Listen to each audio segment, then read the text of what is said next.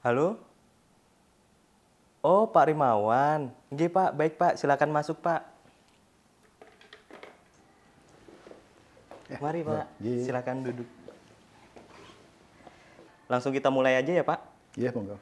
Halo Sobat FEB, selamat datang di FEB Berprestasi Lecture Series Developing Future Leader in Economic and Business. Perkenalkan, saya Agung Dinugroho. Pada kesempatan kali ini kita akan mengundang tidak lain dan tidak bukan yaitu Pak Rimawan Pradiptyo, dosen di Departemen Ilmu Ekonomi FEB UGM. Pak Rimawan ini merupakan dosen senior sekaligus Ketua Departemen Ilmu Ekonomi yang mempunyai minat penelitian di bidang ekonomika kejahatan, ekonomika eksperimental, dan teori permainan. Nah, Pak Rimawan ini juga merupakan dosen dan pembimbing atau mentor untuk berbagai kompetisi yang ada di FEB ini sendiri. Beliau adalah mentor dari salah satu tim McKinsey yang meraih juara 2 dalam kompetisi NTU, yaitu Global Asian Insurance Partnership atau GIP pada tahun 2024 yang berlangsung pada tanggal 16 Agustus 2024 di Nanyang Technological University NTU yang berada di Singapura ya Pak. Ya. Nah, pada penasaran kan apa sih yang akan kita bahas pada kali ini? Bagaimana sih berkaitan dengan tips kemudian trik untuk berprestasi di FEB ini? Nah, baik kalau begitu tanpa berlama-lama lagi, mari kita sambut Pak Rimawan. Selamat siang Pak Rimawan. Selamat siang. Ya. Nah, tentunya FEB UGM ini memiliki misi untuk mencetak pemimpin di masa depan yang baik di bidang ekonomika dan bisnis yang tentunya tidak hanya unggul secara di akademisi, kemudian melainkan memiliki kemampuan kepemimpinan yang kuat dan integritas yang tinggi, betul ya Pak? Oleh karena itu, di FEB UGM sendiri sangat mendukung atau mendorong mentoring mahasiswa untuk aktif dalam berkompetisi, baik di tingkat nasional maupun internasional. Salah satunya dengan adanya kegiatan mentoring dari Bapak Rimawan yang sudah banyak membantu mahasiswa dalam membimbing kompetisi yang sangat bergengsi tentunya. Nah, jika dilihat dari background Bapak ini kan sangat luar biasa sekali ya Pak. Nah, tentunya tidak heran buat saya. Nah, saya juga jadi bertanya-tanya nih Pak, bagaimana sih kaitannya antara kepemimpinan dengan Bloom's Taxonomy dan bagaimana memenangkan kompetisi di NTU itu Pak? Baik, jadi awalnya yang di NTU ini saya kan sebenarnya dikontak oleh Pak Gumilang ya dari WD3. Kemudian karena saya kebetulan saya dulu pernah jadi komisaris di PT Jasindo gitu. Dan kalau sekarang posisi saya adalah komisaris independen untuk Jasara Harja. Jadi di dunia perasuransian gitu. Nah, lalu beliau mengatakan ini ada kompetisi gitu kan. Kompetisi asuransi di NTU tetapi harus menggunakan AI. AI, oke. Pertama kali reaksi saya waktu itu adalah aduh, wah kok sudah pakai AI ya. Padahal di Indonesia ini asuransi belum pakai AI. Belum pakai AI. Iya. Lalu ini kan apa namanya istilahnya adalah hal yang dicoba untuk diekspor oleh teman-teman di NTU gitu. Akhirnya saya kemudian teringat diskusi yang pernah saya lakukan di 2017-2018 di PT Jasindo sendiri selama saya menjadi komisaris. Dan kemudian terbersit idenya adalah terkait dengan asuransi pertanian. Asuransi pertanian. Nah, mengapa asuransi pertanian kita coba angkat? Karena asuransi pertanian ini selama ini ya hanya PT Jasindo yang melakukan, gitu. Dan itu pun juga karena penugasan. Oh, karena penugasan. Ya, jadi kalau kita lihat dari di ASEAN misalkan, itu jumlah asuransi pertanian Indonesia ini paling rendah dibandingkan yang lain. Gitu. Nah, pertanyaannya kemudian adalah bisa nggak sih kita itu membuat satu ekosistem yang membuat bahwa asuransi pertanian ini bisa dikembangkan oleh industri asuransi umum. Nah, pertanyaannya dimulai dari situ. Ya, itu sebabnya kemudian saya bertemu dengan mahasiswa lalu kemudian saya tanyakan, kayaknya kita perlu deh memikirkannya itu dari sisi ekosistem. Bukan kita kemudian melulu fokus di asuransi pertaniannya, tapi bagaimana menciptakan ekosistem bagi asuransi pertanian. Nah, awalnya dari situ. Awalnya dari Ya, awalnya dari situ ya. Lalu kemudian balik lagi kayak pola saya jelaskan kepada rekan-rekan terkait dengan kayak Bloom taksonomi dan bagaimana kita berpikir mengembangkan pemikiran originalitas dan lain sebagainya. Sehingga saya mengatakan kepada teman-teman, sekarang mari kita buat satu produk gitu, satu ekosistem yang itu dasarnya adalah tidak ada di lapangan, tetapi kita harus membuat sesuatu yang baru. Nah, bagaimana nih caranya? Nah, kemudian kita berdiskusi. Lalu juga saya expose teman-teman ke banyak pihak. Yang pertama adalah kita sowan ke teman-teman di Jasindo, di cabang Jogja gitu ya. Kemudian belajar tentang apa sih sebenarnya asuransi pertanian. Lalu setelah itu kami juga berkoordinasi dengan dosen-dosen yang lain, ada Prof. Junun dari Fakultas Pertanian, karena beliau paham tentang pertanian yang ada di Indonesia, juga beliau penginderaan jarak jauh itu beliau ahlinya gitu. Lalu ada juga Pak Mardhani Riastiawan, itu adalah dari MIPA, ini kaitannya dengan AI, bagaimana AI bekerja dan lain sebagainya. Lalu ada Mas Gigi Fitrianto, ini ahli GIS, kalau di Fakultas Ekonomi dan Bisnis, kebetulan kolega di Departemen Ilmu Ekonomi. Kemudian juga ada Mas Rajawali yang beliau ini dulu NGO tapi sekarang sedang kuliah di Jepang pada saat itu. Ya, nah beliau ini ahli menggunakan drone. Nah, ini yang pesawat. Ya, jadi kita jelaskan kepada mahasiswa kita berikan stimulus ini loh berbagai sistem yang ada. Lalu pertanyaannya kemudian adalah bisa nggak sih katakanlah kita menggunakan Jawa saja. Jawa. Ya, itu di Jawa itu di map kemudian dengan dipetakan, kemudian kita memanfaatkan citra satelit dan lain sebagainya, informasi yang ada di Kementerian Pertanian dan lain sebagainya, itu kita coba gunakan termasuk dengan teknologi drone dan lain sebagainya, agar kemudian ini menciptakan database yang bisa digunakan untuk mengenerate ekosistem untuk industri asuransi umum itu untuk masuk ke sektor pertanian. Berarti emang berawal dari inovasi itu sendiri ya Pak, bukan berasal dari suatu permasalahan yang ada. Gitu. Loh, itu malah justru dari permasalahan. Ya inovasi kan semuanya muncul dari permasalahan. Oh iya. Ya kan, karena kan selama ini kan yang terjadi adalah asuransi pertanian itu ya hanya satu perusahaan yang bisa melakukan, dan itu gara-gara penugasan, gitu kan. Iya. Pertanyaannya kenapa yang lain nggak bisa masuk?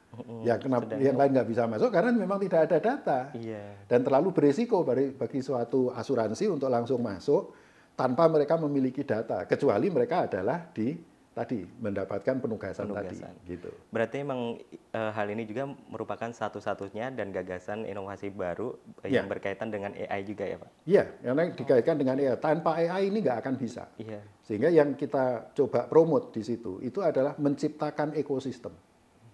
Ini dua hal yang berbeda sama sekali dengan kalau orang presentasi biasanya asuransi itu seperti ini. Kami enggak. Mari kita bisa enggak membuat ekosistem. Ekosistemnya apa sih? Dari data. Nah, sementara kalau kita juga bertanya waktu itu satelit itu, citra satelit itu berapa hari sekali sih kita dapat? Setiap 18 hari sekali, Pak, misalkan. Okay. Lalu saya tanya, kalau satelitnya itu citra satelitnya free itu pikselnya itu berapa kali berapa? Satu titik itu 10 kali 10 meter. Itu hebat tuh kalau kayak gitu kan Nah, kemudian kita bicara dengan Pak Mardhani misalkan. Pak Mardhani mengatakan itu Pak itu citra satelit itu masih mentah loh Pak. Ini perlu juga dikalibrasi, ditambah dengan data lain dan lain sebagainya. Lalu Prof. Junun juga mengatakan misalkan kebiasaan petani misalkan. Ada nggak database kebiasaan petani? Jadi kalau kita lihat di Jawa Timur misalkan, nggak ada yang istilahnya Jawa Timur itu di sini panen, di sini baru tanam, itu nggak ada. Panen semua, tanam semua. Tapi di Jawa Tengah itu polanya adalah yang sini panen, yang sini. Nah itu terjadi. Ini kan pola-pola ini ya. Ada database-nya nggak ada, itu di dinas-dinas ada. Gitu. Nah hal-hal yang seperti ini yang kita satukan kemudian menjadi ide. Nah mahasiswa kemudian akan selalu kami istilahnya kami kami tarik agar berpikir originalitas,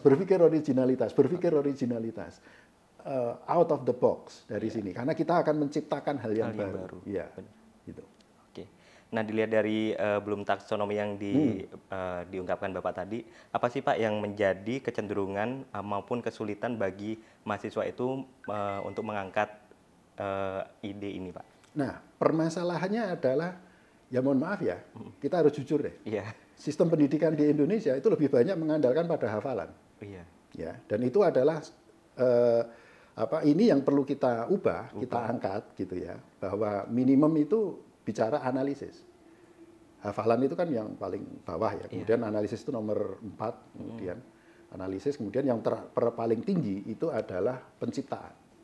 Nah, kita harus mengangkat ini dan membiasakan mahasiswa itu untuk melakukan analisis, membandingkan, melakukan compare, contrast, dan lain sebagainya. Tapi the most important thing itu adalah mengajak mahasiswa berpikir out of the box. Kira-kira apa sih yang bisa Anda munculkan gitu. Ya. Hal yang baru. Hal yang baru gitu. Pemikirannya baru. Ini bukan masalah benar salah. Iya. Ya. Tapi bagaimana Anda bisa berpikir hal-hal yang baru. Gitu. Dan juga apakah hal tersebut juga berkaitan dengan filsuf Kaizen gitu, Pak? Nah, itu kan nantinya ya, ketika kita sudah terbiasa dengan berpikir originalitas, kan gitu ya, berpikir dengan cara analitik dan lain sebagainya. Lalu kemudian bisa nggak ini terus dilakukan, gitu, perbaikan dari hari ke hari, dari hari ke hari, improvement ya, continuous improvement. Meskipun sebenarnya Kaizen itu terlalu simpel untuk dikatakan continuous improvement, karena ini perbaikannya harus setiap hari oleh setiap orang, setiap saat. Berjangka ya, dan terus-menerus. Terus-menerus. Dan ini butuh kemudian, apa yang diperlukan? Butuh keterbukaan dari kita. Keterbukaan dalam hal pemikiran, keterbukaan dalam hal hati juga. Jangan sakit hati kalau kemudian dikatakan, wah ini kayaknya kita masih kurang di sini. Ya itu diterima aja gitu. Ketika orang memberikan kritik ke kita, itu jangan kemudian dipersepsikan bahwa dia nyerang kita. Atau seringkali ada istilah yang saya nggak suka, kurang suka ya di Indonesia itu. Kalau ada orang presentasi, ditanya. Padahal yang tanya itu benar-benar nggak tahu. Itu dikatakan, wah ini saya dibantai tadi. Loh yang bantai itu siapa? Ditanya ya biasa, kan gitu kan. Loh kalau kita nggak tahu, ya nggak tahu ya dijawab nggak tahu. Kok susah amat sih, kan gitu kan. Dan nggak perlu harus tampil seolah-olah kita tahu semuanya. Enggak perlu seperti itu. Nah, dari mana sebenarnya pola seperti ini? Saya pernah menerapkan juga ya. Sebenarnya pola-pola yang kita kayak kembangkan ini adalah ketika pandemi, kemudian saya mengembangkan Sonjo. Semua desain yang kami ada di Sonjo itu dasarnya adalah game teori dan behavioral economics atau ekonomika eksperimen. Tapi kemudian dikemas dalam satu, bahwa itu harus bisa diterapkan di WA Group. Yang kedua adalah ini dalam kerangka Jogja. Ya. Jadi kami bisa membuat sistem rujukan pasien. Gitu. Kami bisa membuat sistem waktu itu sistem istilahnya vaksinasi jimpitan, yang itu sistem auction sebenarnya. Malah yang rujukan pasien tadi itu kami menggunakan double auction. Ya. Nah, itu ada teorinya semua gitu. Tapi kalau kita tidak pernah mengaplikasikannya untuk kondisi Yogyakarta, ya kita nggak akan tahu bagaimana mengaplikasikannya gitu. Nggak bakalan tahu ini loh kasus yang terjadi ya, gitu ya, Pak. Ya, dan sebenarnya teori ini bisa dibumikan di sini. Jadi misalkan orang kan bertanya, itu kok bisa sih di Sonjo ada 30 WA group? Terus WA grupnya untuk apa? Nah, WA grupnya kan sebenarnya saya mengatakan, WA group itu, di dalam WA group itu kan media untuk menciptakan demand dan supply, saya bilang. Loh, kok demand dan supply gitu? Orang seringkali tidak melihat bahwa itu sebenarnya ada demand dan supply di sana. Benar. Dan itu bisa terjadi. Saya bilang ketika di awal-awal Sonjo itu hanya diperlukan waktu sekitar 2-3 minggu untuk kemudian orang kemudian bisa menemukan antara demand dan supply. Kebanyakan orang ketika itu mengatakan, karena pandemi ya, situasi sulit, orang banyak mengeluh, ya kan? Orang mengeluh. Wah, ini ada masalah ini, ada masalah ini, ada masalah ini, ada masalah ini. Oke. Lalu setiap malam kita buatkan list waktu itu. Kita buatkan list, ini loh masalah yang didiskusikan. Itu sekitar jam 12 malam, kemudian saya publish itu dalam bentuk Word gitu. Setiap kali ada masalah di situ merah. Dikatakan merah. Minggu pertama merah semua orang komplain kan gitu. Tapi lama-lama kan orang juga mikir, kalau komplain ini kayaknya sudah ada di catatan kan gitu kan, jadi nggak perlu lagi komplain. Minggu kedua kemudian mulai muncul orang menawarkan, bagaimana kalau penyelesaian dengan cara seperti ini. Nah itu jadi hijau gitu. masukkan. Tapi ketika nanti minggu ketiga itu semuanya jadi biru ketika orang mengatakan saya bisa bantu ini, saya bisa bantu ini. Jadi yang muncul itu apa? Demand dulu. Ketika dalam kondisi krisis, supply itu muncul belakangan. Nah, ketika demand dan supply bertemu, jadilah ini pasar kan. Tapi ini adalah pasar untuk membantu sesama. Oke. Tentunya cukup menarik sekali kan apa yang dijelaskan oleh Pak Rimawan ini. Baik Pak, kemudian saya ingin bertanya mengenai bagaimana sih ide yang muncul berkaitan dengan AI dan database yang diambil tadi berkaitan dengan Yogyakarta itu sendiri. Kok bisa tiba-tiba muncul itu atau ada hidayah datang atau bagaimana itu?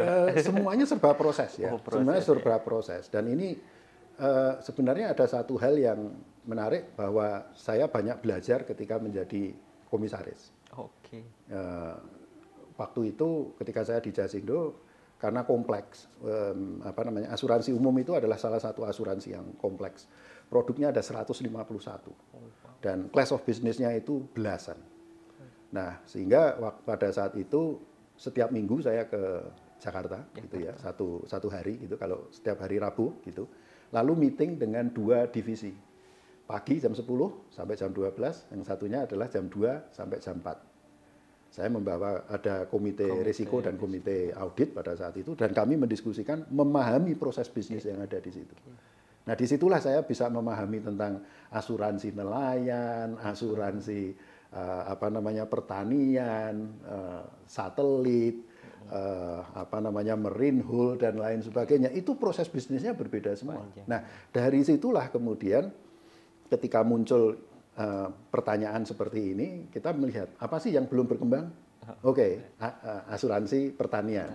Pertanyaannya kemudian adalah bisa nggak ini kita kembangkan, ekosistemnya kita kembangkan. Nah, mulai dari diskusi itu, lalu kemudian kita undang ketemu dengan rekan-rekan di Jasindo, cabang Jasindo, kemudian ketemu dengan para ahli tadi. Para ahli tadi menjelaskan kan, setiap kali mereka menjelaskan kita dapat ide baru gitu. Jadi tidak ada yang namanya ide itu, mohon maaf ya istilahnya, mak bedunduk itu jadi enggak enak. Kalau ada yang mak bedunduk jadi itu lupakan aja deh, nggak akan seperti itu. Sama dengan proses ketika saya membentuk Sonjo juga begitu. Awalnya hanya ini untuk membantu sesama. Nggak pernah tahu, nggak pernah terpikir kemudian ini bisa menciptakan pasar untuk UMKM, nggak pernah terpikir ini untuk membantu untuk vaksinasi, nggak pernah terpikir bahwa kami bisa membantu sistem untuk perujukan pasien dan lain sebagainya. Gitu. Jadi ada proses di situ. Nah, jadi tentunya semua itu butuh proses dan jangan lupa tetap selalu memiliki pikiran yang sangat luas dan terus belajar ya Pak, benar ya Pak? Itu kemudian apa sih Pak kelebihan dari membentuk tim itu sendiri yang menjadikan Mio Kenshi menjadi juara kedua itu? Menurut saya ini hebatnya mahasiswa ya sebenarnya ya. Kita dosen boleh aja berusaha menarik sekencang mungkin, kita berusaha memberikan orientasi sehebat mungkin, kita bisa ngundang para ahli sehebat mungkin, tetapi kalau dari mahasiswa sendiri itu tidak ada keinginan untuk maju dan belajar dan lain sebagainya, itu tetap aja sulit. Jadi salah satu modal menurut saya adalah teman-teman di FEB ini memiliki, teman-teman mahasiswa itu punya keinginan untuk belajar. Ini yang hebat ya. Keinginan untuk belajar, mereka memiliki cara pandang yang terbuka. Ini yang menarik dan mereka mau melakukan hal-hal yang sulit itu terus dilakukan setiap hari. Jadi rajin untuk belajar dan saya selalu mengatakan kepada mereka jangan terobsesi untuk langsung semuanya serba jadi. Nggak ada di dunia. Anda harus melakukannya sedikit demi sedikit. Proses itu ya, jadi mendapatkan sesuatu yang sedikit itu tidak ada masalah. Tapi kalau setiap hari dilakukan dan tidak ada hentinya, suatu ketika Anda akan mendapatkan hal yang demikian besar yang itu di luar perhitungan, di luar ekspektasi Anda. Baik Pak, apa sih Pak yang menjadi ketertarikan tersendiri bagi mahasiswa tentunya kok bisa menerapkan hal itu juga? Kan itu kan berasal dari pemikiran yang cukup luas juga dan tentunya biasanya kalau mahasiswa, wah ini terlalu berat Pak bagi saya gitu. Gimana sih bisa memotivasi mereka seperti itu? Itu sebenarnya kita menggunakan learning theory ya, Oh, yang learning disebut dengan learning by reinforcement. Iya. Jadi caranya adalah learning dari reinforcement itu salah satunya adalah dengan memberikan positive encouragement. Jadi positif apa namanya dorongan positif. Ya. Dan tidak kemudian mudah kemudian mengatakan oh jangan begini, jangan begini, jangan bukan masalah di situ. Tapi setiap kali ada effort itu harus diapresiasi. Lalu kemudian juga framingnya harus framing positif. Jadi misalkan ketika akan berangkat itu ya teman-teman itu kan tanya, Pak nanti kalau kalah gimana?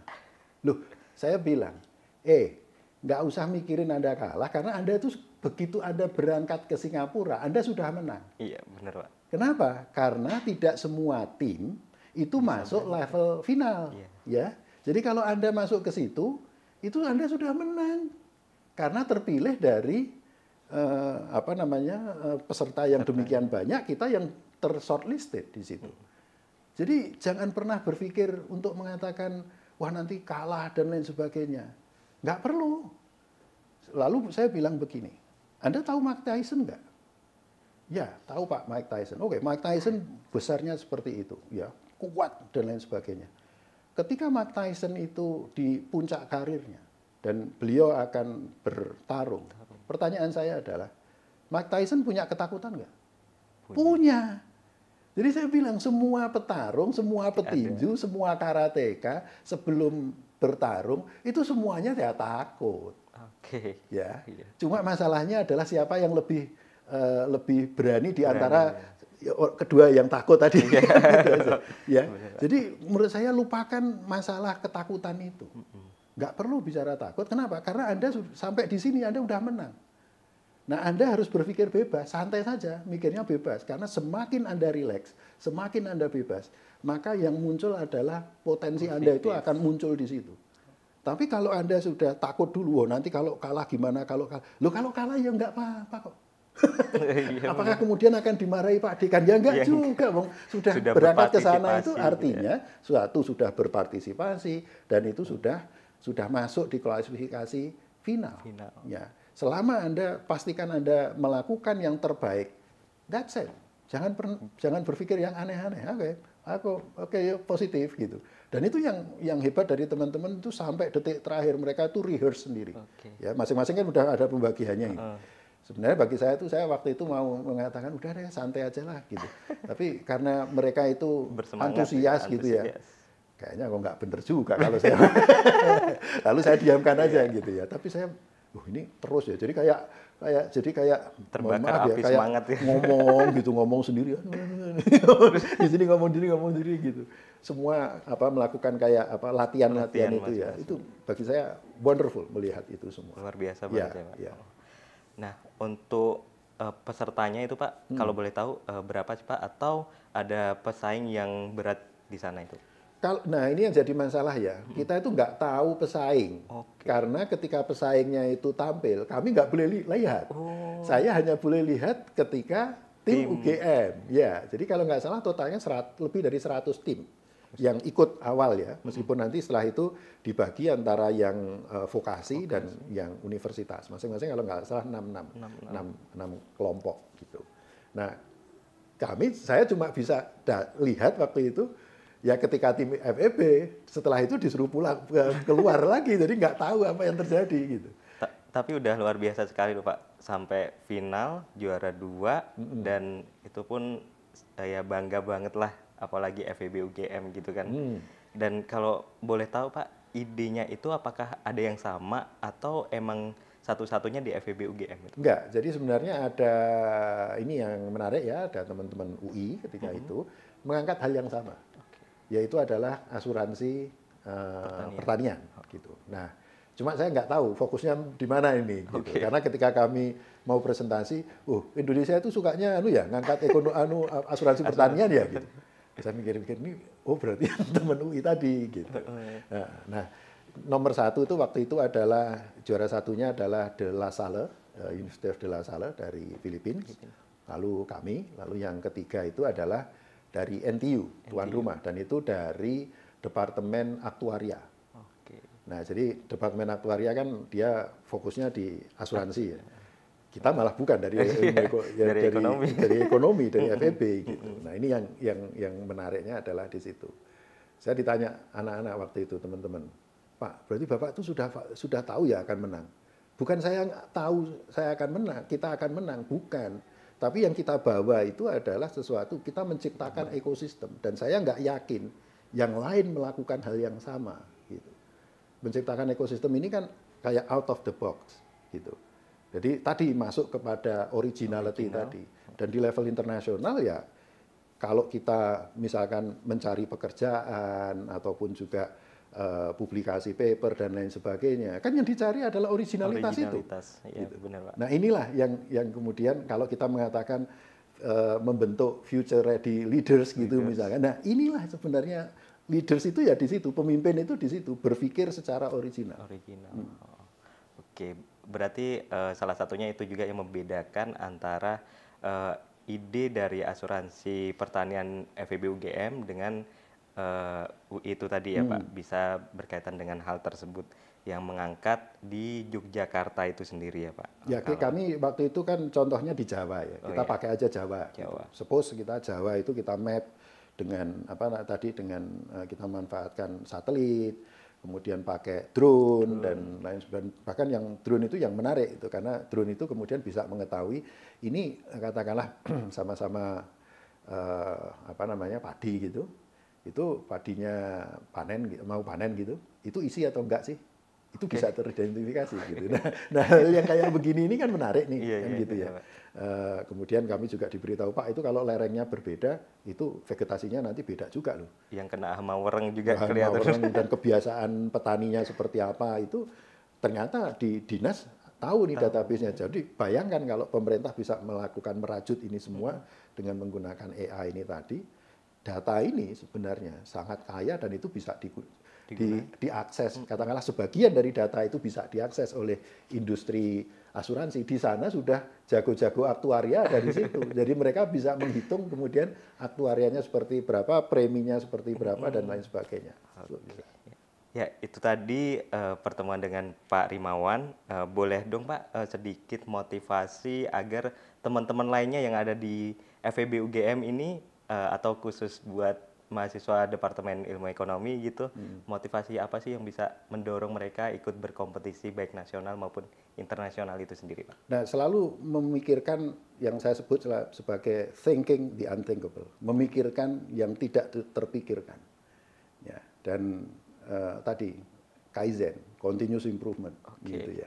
Jadi setiap hari tidak peduli setiap hari ada progres atau tidak, tapi yang selalu penting adalah tetap dilakukan dan kalau ini dilakukan dari hari ke hari, dari detik ke detik, setiap waktu, dalam waktu tertentu kita akan mendapatkan akumulasi dari hasil itu.